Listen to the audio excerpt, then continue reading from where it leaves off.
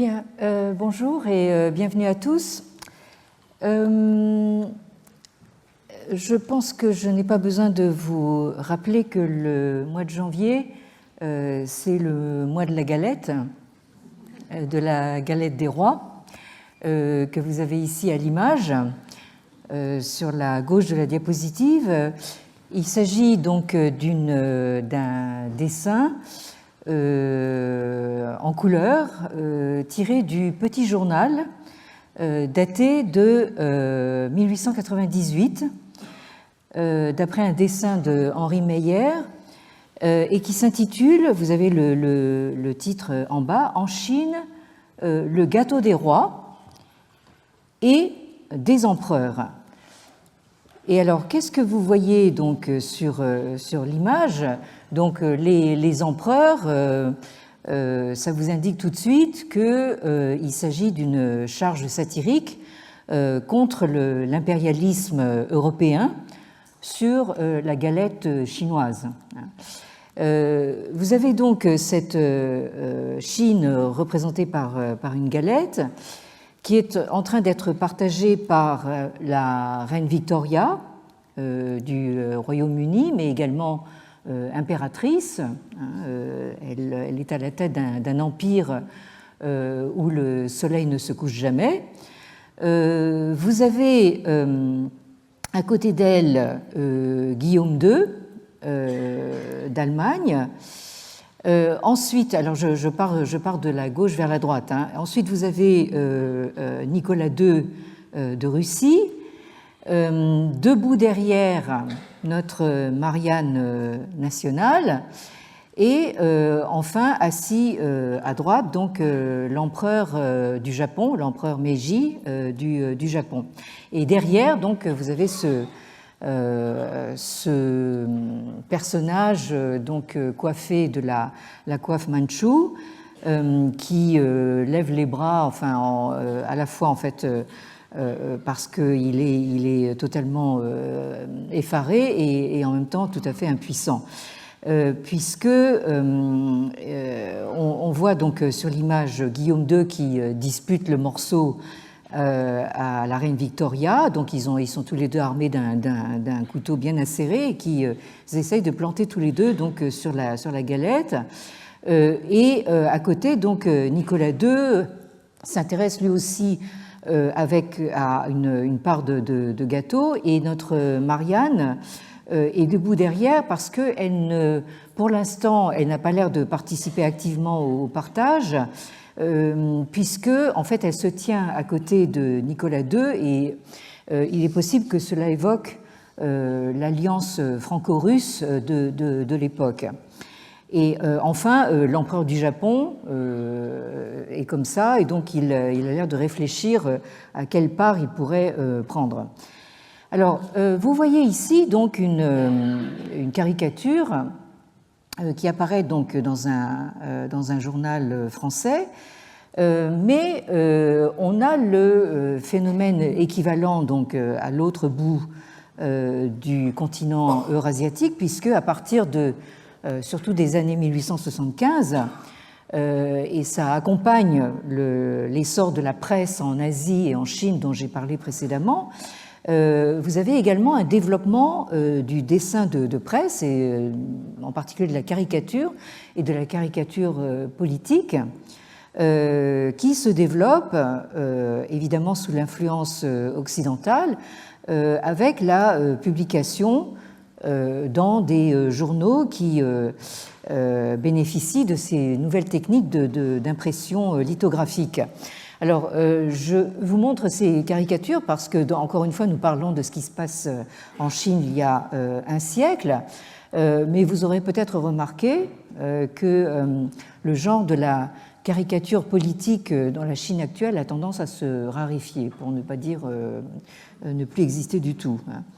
Alors, sur la droite de la diapositive, j'ai placé la couverture d'un ouvrage récent qui est dû à nos collègues Laurent Baridon et Marie Laureillard, qui s'intitule donc Caricature en Extrême-Orient et qui est paru en 2024 aux éditions Hémisphère. Et donc là, c'est un ouvrage assez complet sur la question. Et il y a également donc une étude très poussée et très développée de notre regretté collègue allemand, Rudolf Wagner, qui est maintenant décédé, et qui est parti des études classiques pour en arriver à s'intéresser justement au développement de la presse en Chine à la fin du XIXe siècle. Et dans le cadre donc de ses recherches, il a publié ce long article qui s'intitule China Asleep and Awakening, a study in conceptualizing asymmetry and coping with it. C'est-à-dire la Chine endormie et en train de se réveiller, une étude sur la conceptualisation de l'asymétrie, pas de la symétrie, mais de l'asymétrie, c'est-à-dire l'absence de symétrie, et la façon de coping with it, c'est-à-dire de s'arranger avec. Et c'est paru donc dans le Journal of Transcultural Studies, le journal des études transculturelles qui est basé à Heidelberg, le journal daté de 2011. Et dans cet article, Rudolf Wagner étudie en particulier, enfin c'est par là qu'il commence, il étudie les variantes d'un dessin qui a fait fortune jusqu'à se retrouver sous des formes diverses, avec aussi des petites différences. Mais là, je vous ai choisi la version en couleur, qui vient un petit peu plus tard que la version originale, qui, elle, est en noir et blanc, qui datait de 1899, et qui décrit donc le jeu du trou, c'est-à-dire donc vous avez la carte de la situation du moment, c'est-à-dire donc de cette toute fin du XIXe siècle. Et vous avez une carte animalière où les puissances en fait sont représentées par des animaux. Vous avez en plus gros l'ours russe forcément. Vous avez en dessous donc ce qui était dans la version originale un bulldog, mais qui est devenu, il me semble, quelque chose qui ressemble plus à un lion, qui est le bulldog ou le lion anglais. Vous avez encore plus au sud la grenouille, c'est nous, la grenouille française, assise sur l'Indochine. Et vous avez donc en l'air l'aigle américain qui rôde au-dessus de tout ce beau monde, et puis bien sûr les îles japonaises avec le soleil levant du Japon. Et puis au milieu de tout ça, donc vous avez la Chine, où vous entrevoyez donc des Chinois habillés à la mode mandchoue, bien sûr comme il se doit à l'époque, qui sont couchés, c'est-à-dire drogués à l'opium, et qui sont en train de faire bombance dans une insouciance totale. Alors, sur les côtés, en vertical, vous avez sur la droite de l'image. Ah oui, et puis alors j'oubliais en bas, bien sûr, alors tous les animaux, alors ce sont vous voyez des vaches, toutes sortes d'animaux qui se pressent en bas avec les drapeaux nationaux. Vous voyez en l'air un drapeau italien qui flotte. Enfin, donc vous avez d'autres puissances un peu moindres qui aussi essayent d'avoir leur part du gâteau. Et alors donc vous avez de part et d'autre de l'image en verticale, donc sur la droite l'inscription qui vous dit Puyen are you, c'est-à-dire donc cette image elle si je traduis un peu librement, elle parle d'elle-même, c'est-à-dire elle se passe de tout commentaire, et l'inscription que vous avez en parallèle sur le côté gauche, c'est-à-dire donc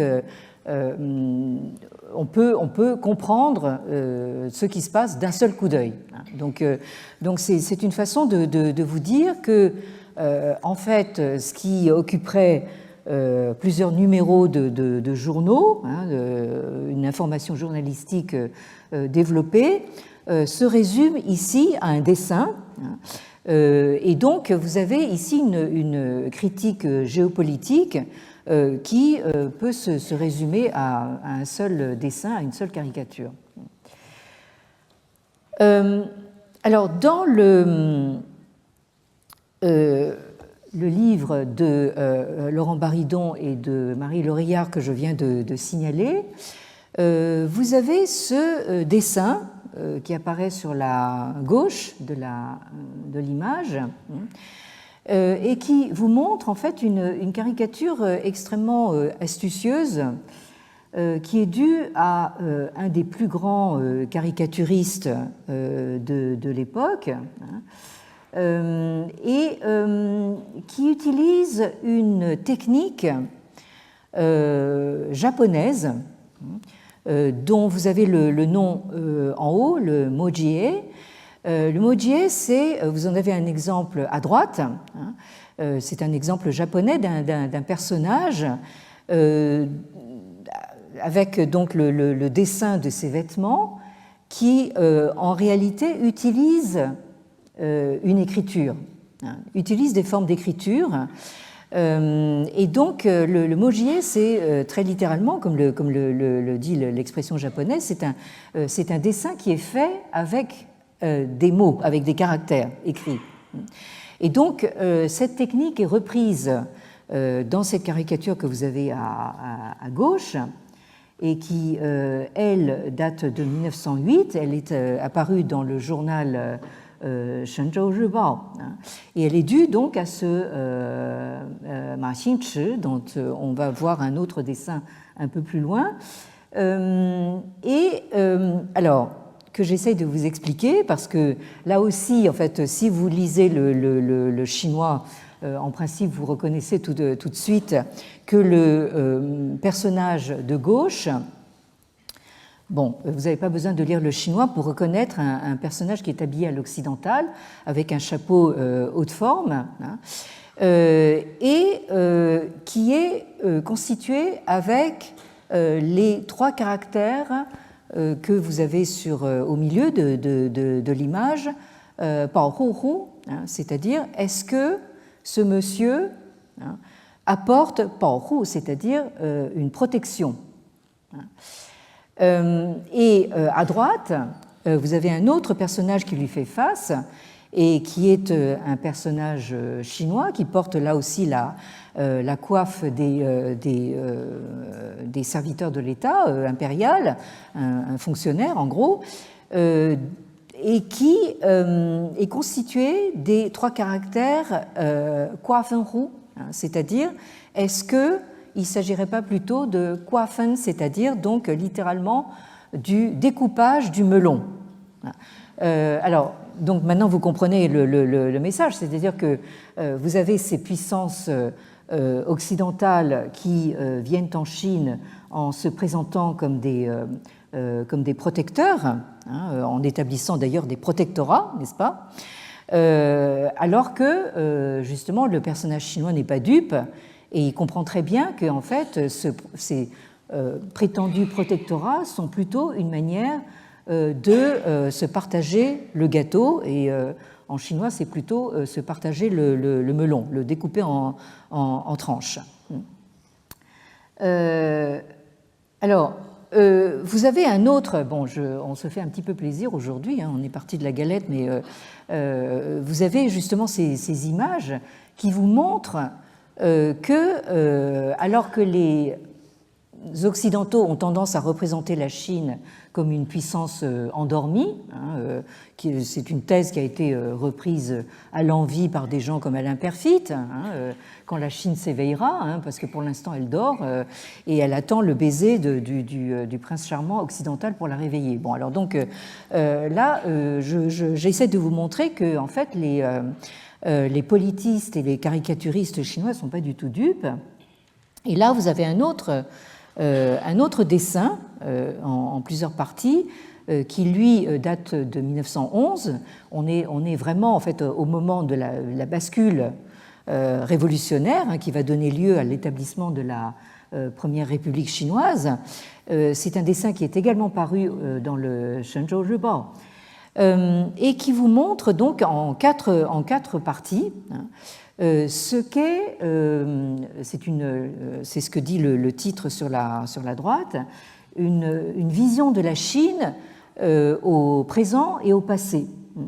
Alors, ça se lit de droite à gauche et de haut en bas. Donc, on commence par l'image numéro 1, ici. Voilà.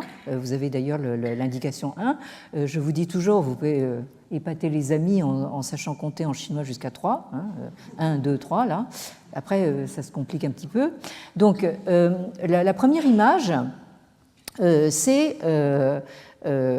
ce qui est écrit ici, c'est Qianlong Zhongguo, c'est-à-dire la Chine des règnes de Qianlong, c'est-à-dire de l'empereur Kangxi, et de Qianlong, c'est-à-dire donc disons 17e, 18e siècle, en gros.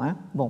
Où là, vous avez une dynastie manchoue qui prend le pouvoir, encore une fois, donc en 1644, qui devait régner jusqu'à 1911, et qui, pendant ces, en gros, 2 premiers siècles de règne, donne cette image de puissance. Donc vous avez un tigre qui fait peur à tout le monde, donc tout le monde s'enfuit devant le tigre.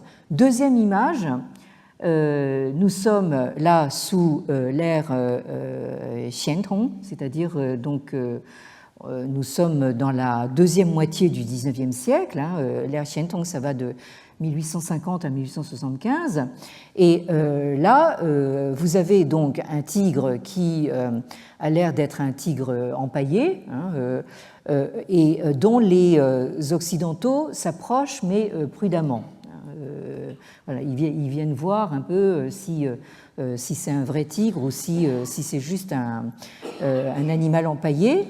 Et puis alors la troisième image, ça vous montre donc Xianzhai Zhongguo, c'est-à-dire donc la Chine de maintenant, c'est-à-dire de 1911, où là donc nos Occidentaux se sont enhardis, commencent non seulement à s'approcher, toucher le tigre empaillé, se rendre compte que justement c'est pas un tigre vivant, et commencent même en fait, à essayer de lui arracher les poils.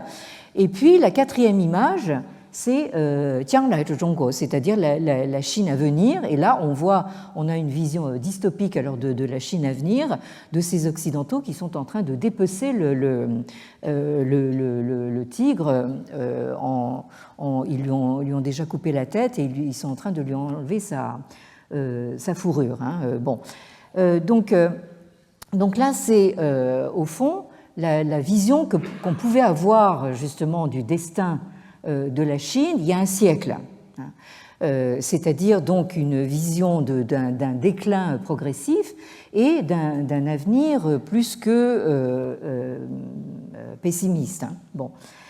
Alors, pendant ce temps-là, donc nous avons notre Liang Qichao, revenons à lui, qui essaye justement de penser à la fois donc le passé, le présent et l'avenir de la Chine, de son point de vue. Et c'est ce que nous avions vu dans le texte qui constitue la préface de son Ximinsuo, c'est-à-dire donc de son discours sur le renouvellement du peuple ou sur le nouveau citoyen. Je vous relis rapidement la traduction. Depuis l'apparition de l'humanité dans le monde jusqu'à aujourd'hui, les États qui ont existé sur le globe se comptent par milliers, voire par dizaines de milliers. Mais parmi eux, combien subsistent encore aujourd'hui, se dressant avec majesté et occupant chacun une couleur sur la carte des 5 continents? La réponse est à peine une centaine. Et parmi cette centaine d'États, combien peuvent se tenir solidement debout, exercer une influence décisive sur le monde et être capables à l'avenir de triompher dans l'arène de l'évolution naturelle? J'ai souligné donc en rouge cette expression tianyan qui est l'expression désormais consacrée pour traduire la notion d'évolution naturelle, sur laquelle on va revenir tout de suite. Et la réponse est 4 ou 5 tout au plus. Et pourtant, tous ces pays partagent le même soleil, la même lune, les mêmes montagnes, les mêmes rivières, les mêmes pieds, les mêmes têtes. Pourquoi donc certains prospèrent-ils tandis que d'autres périssent? Pourquoi est-ce que certains s'affaiblissent tandis que d'autres se consolident, se renforcent? Quelle en est la raison? Alors certains disent c'est la géographie. Mais l'Amérique d'aujourd'hui n'est-elle pas la même que l'Amérique d'autrefois?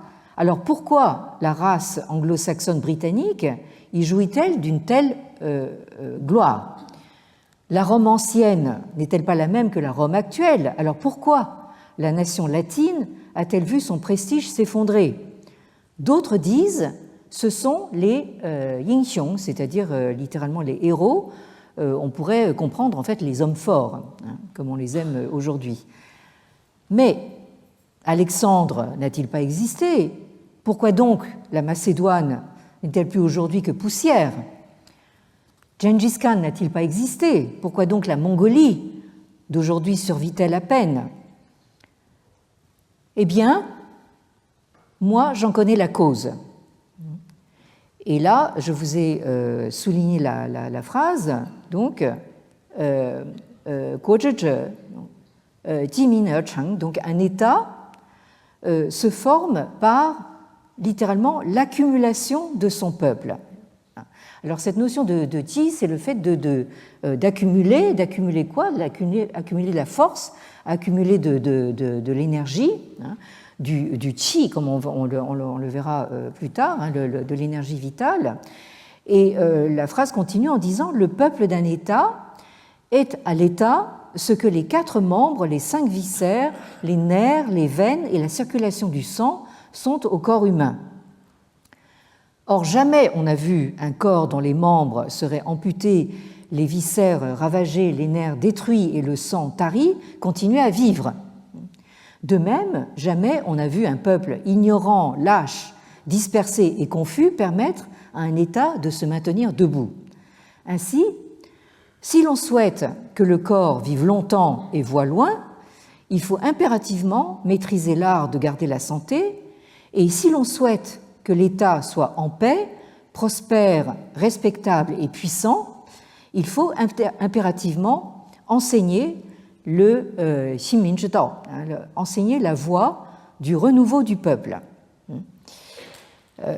qui fait donc la voie du renouveau du peuple, ça fait tout le propos justement du Ximinzuo dont nous avons ici le texte introductif. Et alors, ici, vous avez donc juste une dernière caricature qui vous montre, littéralement, c'est un autre dessin du même Ma Xingchi dont je vous parlais tout à l'heure, qui est paru en 1919, et qui a une légende au-dessus, qui vous dit Minqi Yi Zhi Zhi Xiaoguo, c'est-à-dire donc l'effet du souffle du peuple quand il est un, quand il souffle en même temps tous ensemble. Donc là, vous voyez que le peuple, vous le voyez très littéralement souffler et balayer donc le pouvoir en place.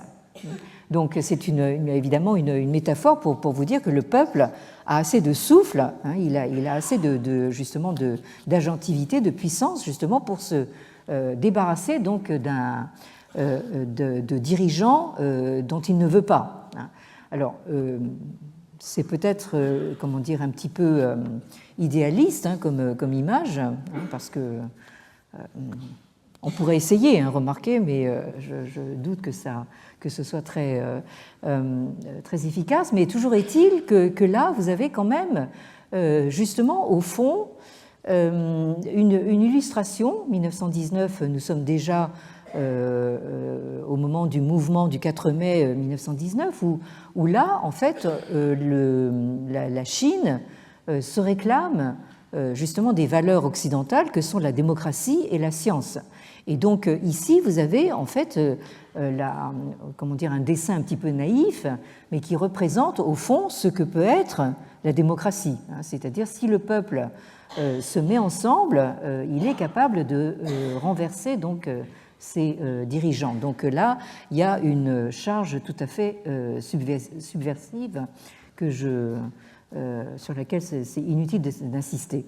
Alors, donc vous voyez qu'ici, le texte introductif de Liang Qichao évoque une conception organique de l'État dont le peuple n'est rien d'autre que le corps, avec ses membres, ses organes, ses viscères, son sang, etc., et son énergie vitale, son fameux qi. Et donc cet usage de la métaphore corporelle pour penser l'État a en réalité des antécédents chinois. Alors, traditionnellement, il y avait justement cette conception organique du corps sociopolitique, mais en fait, c'était une vision qui mettait l'accent sur la division du travail entre, d'une part, le souverain et ses ministres, qui étaient comparés à le souverain étant la tête, hein, et le peuple étant donc les membres. Hein. Donc là, il y avait une sorte de vision organique, mais une vision hiérarchisée quand même, c'est-à-dire avec une tête qui porte justement toutes les décisions et le corps, les membres qui se contentent d'exécuter. Hein. Et rarement on y voit véritablement une sorte d'agentivité organique du corps de l'État. Alors, on peut considérer donc que Liang Qichao ne fait que reprendre une conception chinoise ancienne hein, du corps sociopolitique, mais justement ce qu'il fait, c'est qu'il consolide cette conception à l'aide de théories qu'il emprunte à divers auteurs européens. Liang Qichao, c'est quelqu'un qui lit énormément, hein, qui se documente énormément. Hein. Et au début des années 1900, hein, il tombe donc sur les écrits, enfin grâce justement à la médiation japonaise, encore une fois, il tombe sur les idées d'un certain Johann Caspar Bluntschli, que vous avez ici à l'image, qui est né donc en 1808 à Zurich, en Suisse, et qui est mort en 1881 à Karlsruhe. Et donc c'est un juriste et un homme politique suisse qui a enseigné donc ces théories essentiellement à l'université de Zurich et qui est un théoricien de l'État et du fédéralisme. Alors, vous avez donc sur la droite de la diapositive donc la couverture d'une traduction en français de sa théorie générale de l'État. Hein, la traduction française date de 1877. Elle est parue quelques années après donc la parution de l'original en allemand. qui s'intitule donc Allgemeine Staatslehre, qui fait partie donc d'un ensemble qui porte sur le Allgemeines Staatsrecht, c'est-à-dire le droit de l'État général, théorie générale de l'État. Et en bas de la diapositive, je vous ai signalé donc là aussi un article important de notre éminente collègue et académicienne Marianne Bastide-Bruguière, qui s'intitule « Aux origines des conceptions modernes de l'État en Chine ». La traduction du Guojialun, c'est-à-dire donc du traité sur l'État de Johann Caspar Bluntschli, et c'est un article qui est paru dans un mélange en hommage à Léon van der Merch, donc éminent sinologue disparu. Donc vous savez que c'est l'habitude académique d'offrir des mélanges, ou en allemand on a un Festschrift, à un collègue qui s'apprête à se retirer, à prendre sa retraite. Et là, ce sont des mélanges qui ont été réunis par Jacques Gernet, autre éminent sinologue, qui a été longtemps professeur ici, au Collège de France, et Marc Kalinowski, donc notre collègue de l'École pratique des hautes études. Alors, ces mélanges s'intitulent En suivant la voie royale, par référence justement aux travaux de Léon van der Merch sur ce qu'il a appelé le Wang Dao, donc la voie royale. Et alors, donc, dans un résumé de son article, Marianne Bastide-Bruguière dit que le premier texte publié en chinois qui traite de la théorie générale de l'État et de la construction de l'État moderne, c'est ce Guojialun de Bluntschli, qui a été donc imprimé en chinois dans le journal créé par Liang Qichao, le Qingyi Bao, en 1899. Vous vous rappelez que le Qingyi Bao, c'est le journal qui a précédé le Ximin Congbao et qui a fini par brûler. Et donc c'est ça qui a amené Liang Qichao à créer donc un nouveau journal. Donc ce texte du Guojialun donc constitue en réalité une partie de la traduction publiée la même année à Tokyo en chinois classique par Azuma Heiji de l'ouvrage de Bluntschli qui s'intitule donc en allemand Deutsche Staatslehre für Gebildete, que vous avez donc au milieu de la diapositive, dont la première édition date de 1874. Et qui est un manuel de droit qui est extrêmement répandu en Europe à l'époque. Alors, ce Deutsche Staatslehre für Gebildete, c'est la science politique allemande pour les personnes instruites.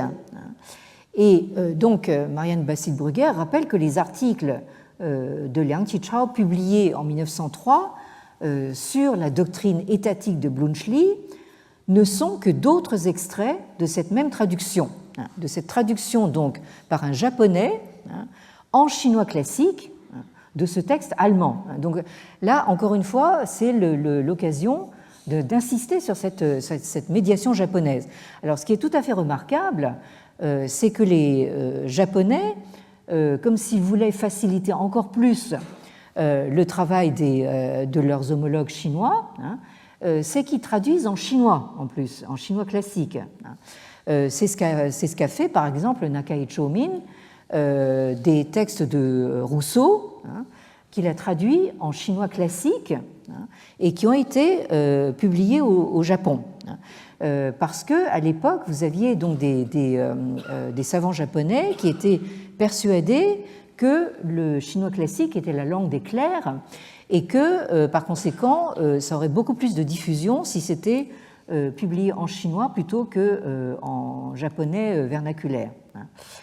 Et donc, les nouvelles catégories de discussion de l'État et de ses relations avec la société, que Liang Qichao est largement reconnu pour avoir introduites dans les débats intellectuels chinois, étaient en fait de simples importations du cadre conceptuel fondamental élaboré par la science politique allemande du XIXe siècle et ont probablement, et ça c'est Marianne Bastide-Brugger qui le dit, ont probablement contribué à faciliter l'acceptation ultérieure du marxisme.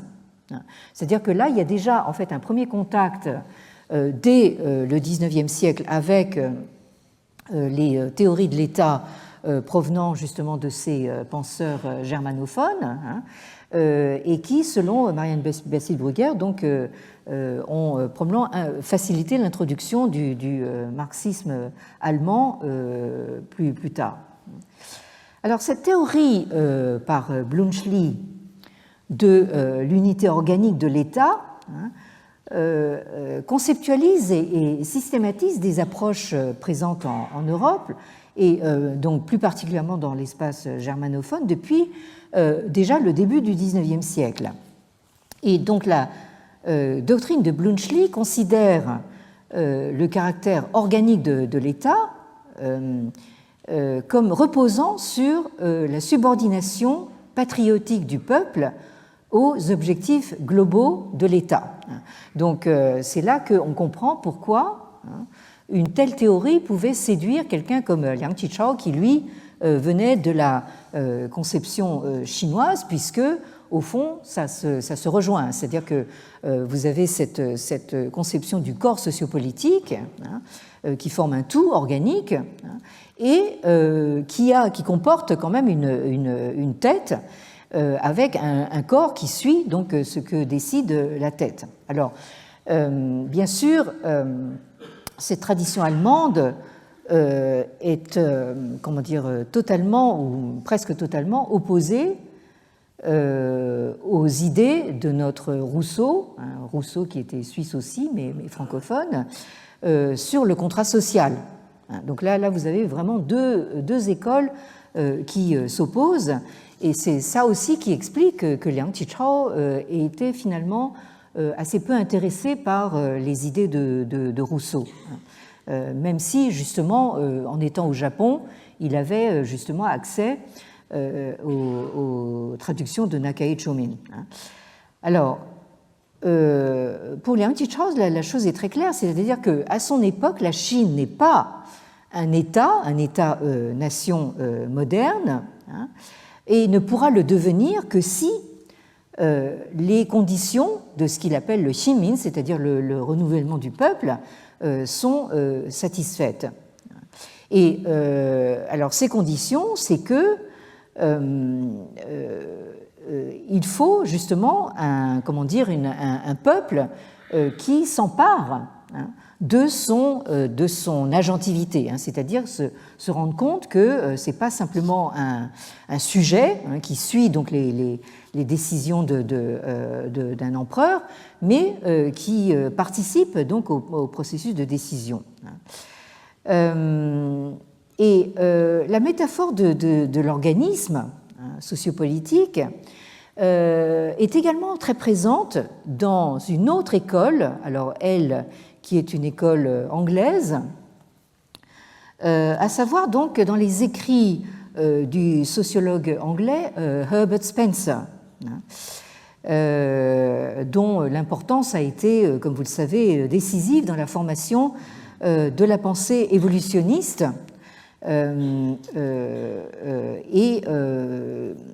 et par conséquent, justement, qui a eu une influence absolument décisive sur les conceptions politiques est-asiatiques.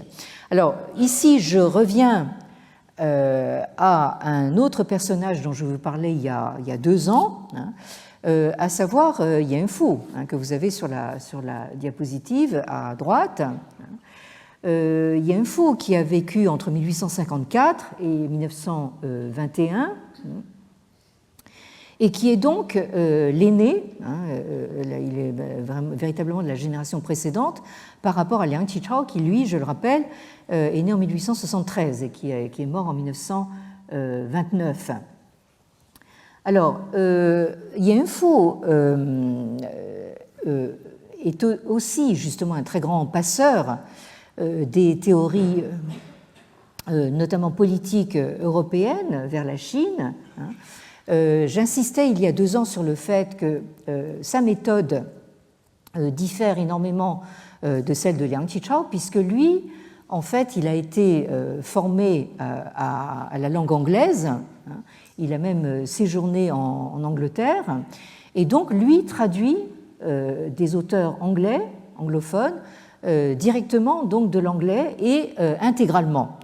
Et donc il a un certain dédain pour ce que fait Liang Qichao, parce que Liang Qichao il picore, il traduit ce qui l'intéresse, ce qui l'arrange, alors que Yan Fu lui prend le parti de traduire intégralement les œuvres d'un auteur.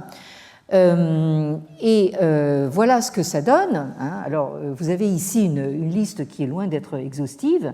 Vous voyez que nous avons un traducteur absolument compulsif, dont je rappelle donc les traductions majeures, et qu'on va passer en revue très rapidement. Donc, vous avez d'abord de Thomas Henry Huxley, Evolution and Ethics, qui date de 1893, et que Yan Fu traduit quelques années plus tard, en 1898, sous le titre de Tianyanlun. Et c'est à Yan Fu qu'on doit justement la traduction de cette notion d'évolution naturelle par Tianyan. C'est-à-dire littéralement donc un processus évolutoire qui tient au ciel. Quand en Chine on parle du ciel, en fait on parle de tout ce qui est justement naturel.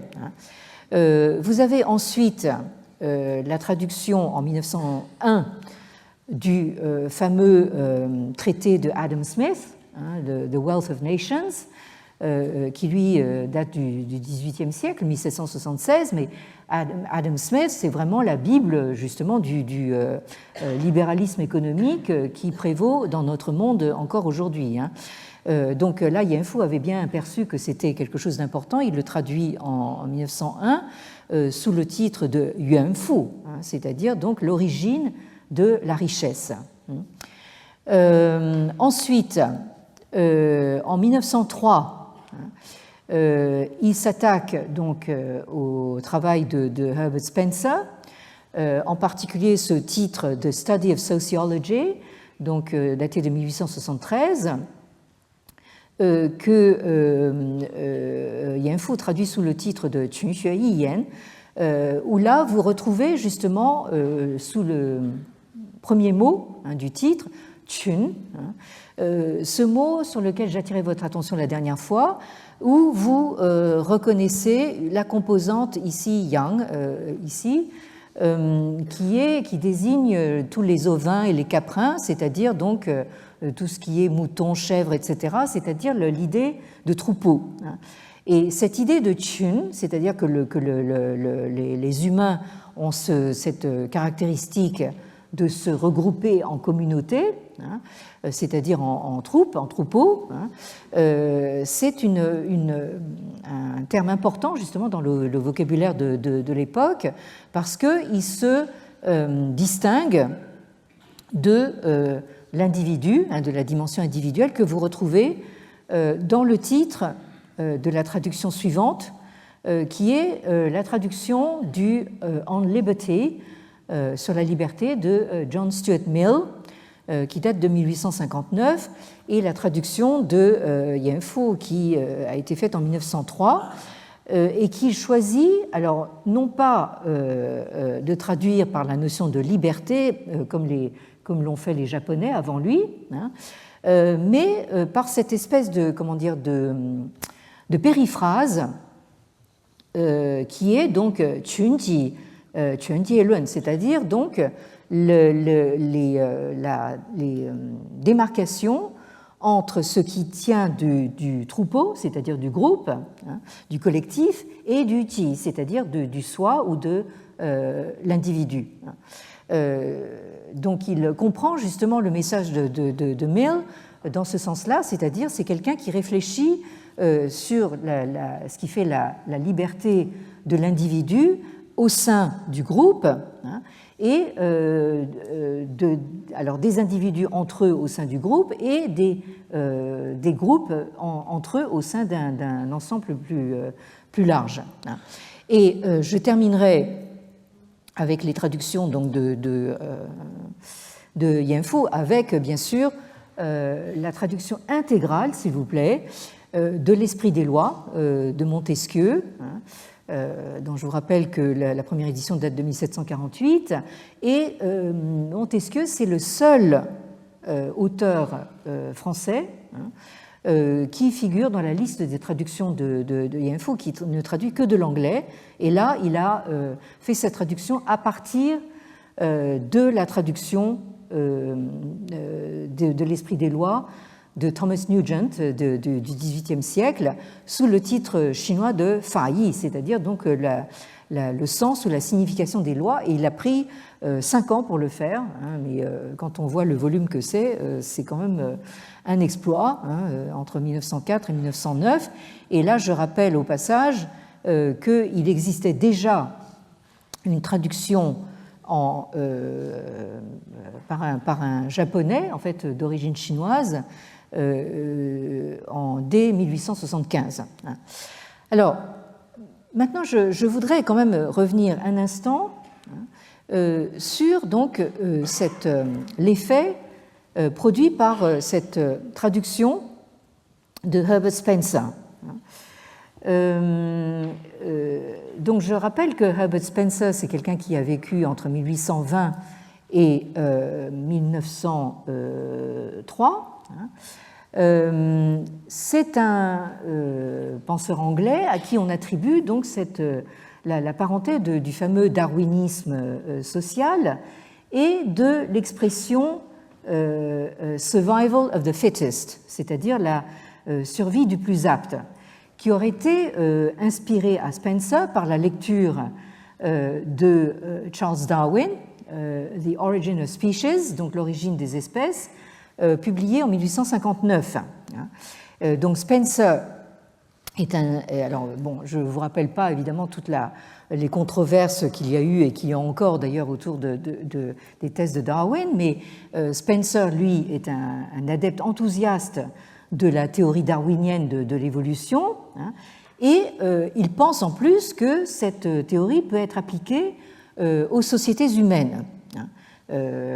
Alors, dans son Principles of Biology, qui date de 1864, Spencer écrit This survival of the fittest, which I have here sought to express in mechanical terms, is that which Mr. Darwin has called natural selection, or the preservation of favored races in the struggle for life. Donc cette survie du plus apte que j'ai tenté ici d'exprimer en termes mécaniques est ce que M. Darwin a nommé la sélection naturelle ou la préservation de races favorisées dans la lutte pour la vie.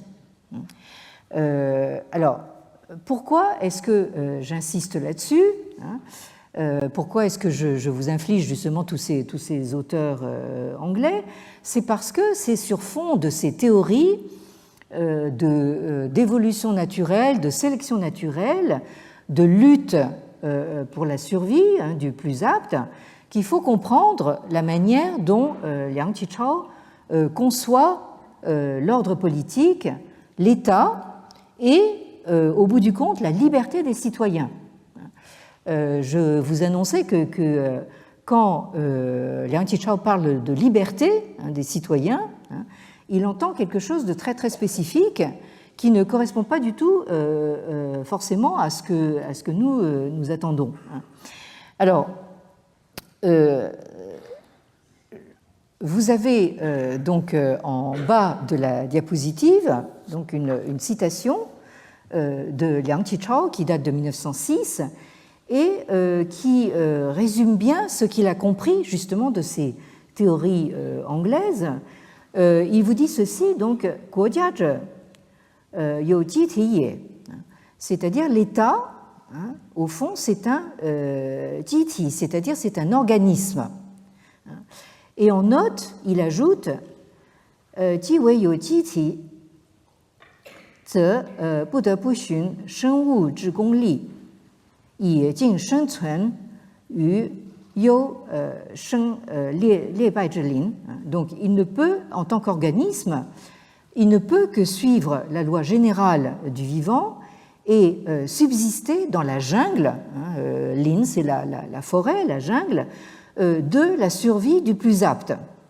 Donc ici, dans cette expression, donc Yo Sheng Lie Bai, il reprend donc cette expression qui traduit cette notion de survival of the fittest, survie du plus apte, et qui, je vous le rappelle, est le titre du 4e article de son Ximin Shuo. Alors,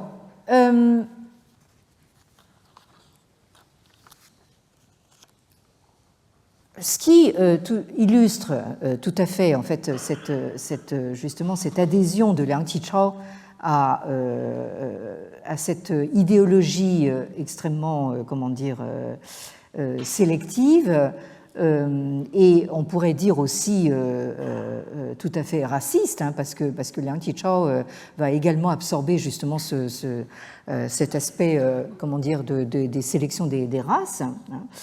C'est qu'il reprend, alors ça c'est quelque chose d'assez nouveau dans la tradition chinoise, mais qui se fait de plus en plus, c'est non seulement de citer des mots en langue européenne, notamment en anglais, mais là il cite carrément tout un poème, enfin si on peut appeler ça de la poésie, à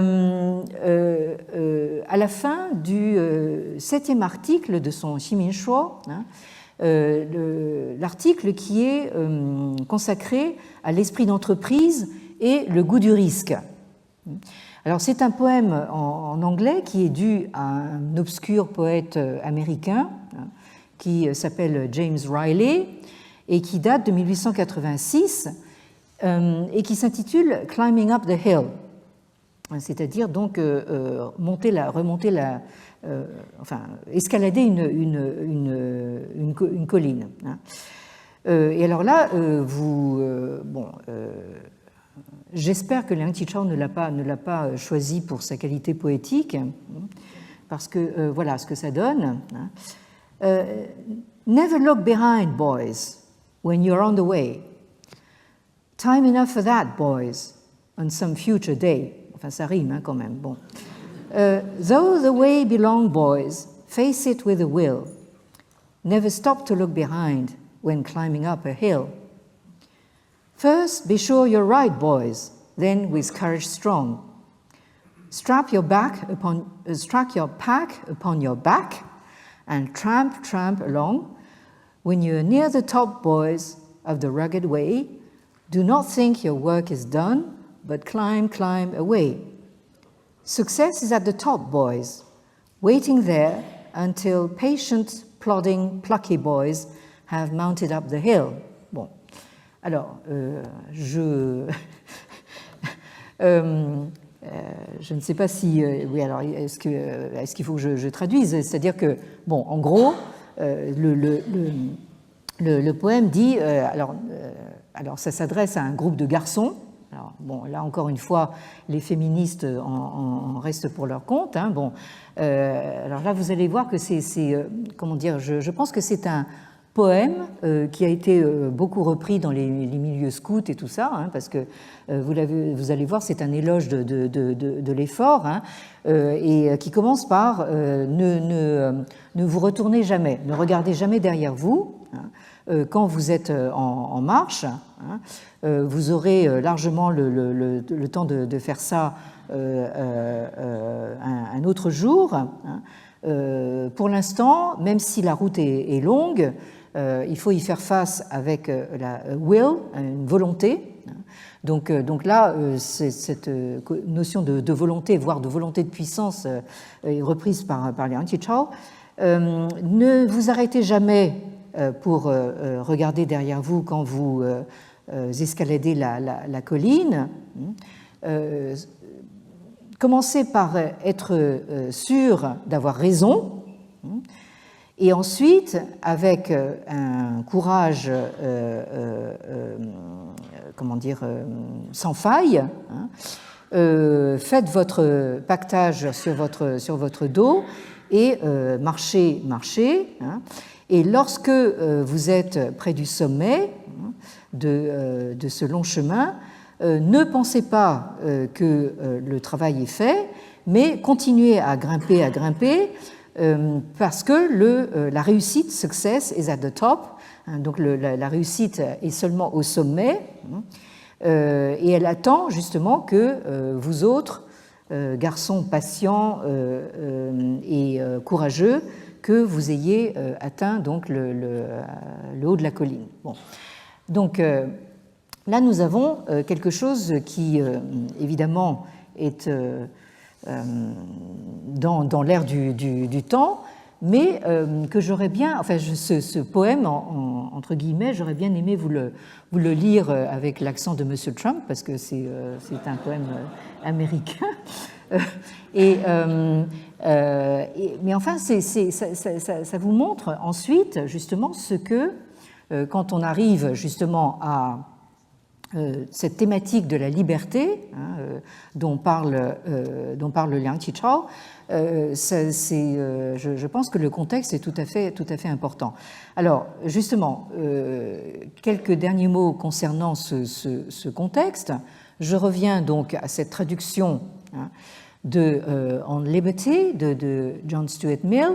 Alors, j'ai choisi cette couverture, qui n'est pas évidemment la couverture de l'édition d'origine, mais vous avez une photo ici. Alors, c'est quand même, enfin, une petite concession aux féministes. Vous avez John Stuart Mill assis avec, debout derrière lui et la main posée sur son épaule, son épouse, sa chère épouse, qui est aussi son égérie, hein, et qu'il vient de perdre au moment où il écrit donc l'introduction à ce traité sur la liberté, hein, et où là il dit carrément que c'est elle qui lui a inspiré toutes ces idées, hein.